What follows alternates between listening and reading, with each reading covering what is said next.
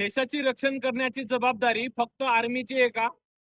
कोर्टाची, सरकारची, पार्लिमेंटची, मीडियाची, ब्युरोक्रेटची, पब्लिकची जबाबदारी नाही का?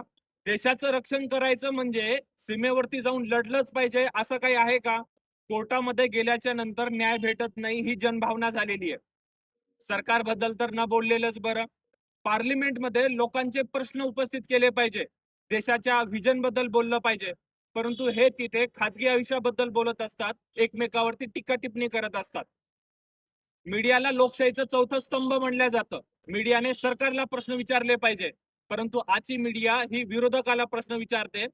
न्यूज चॅनलवरती काहीतरी वेगळाच प्रोपेगेंडा चालवते. ब्युरोक्रेट हे लोकांच्या सेवेसाठी आहेत.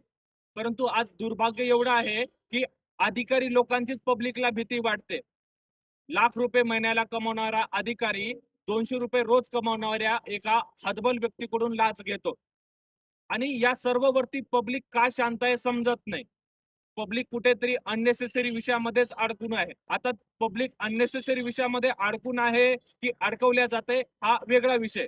हे जर असंच चालूच राहिलं तर आपण प्रगतीपथावरती कधी येणार? मला हे नाही म्हणायचं की आपण प्रगतीपथावरती नाहीये. आपण नक्कीच पहिल्यापेक्षा जास्त प्रगतीपथावरती आहोत काही सेक्टरमध्ये. परंतु आपल्यामध्ये याच्यापेक्षा जास्त पोटेन्शियल आहे ना.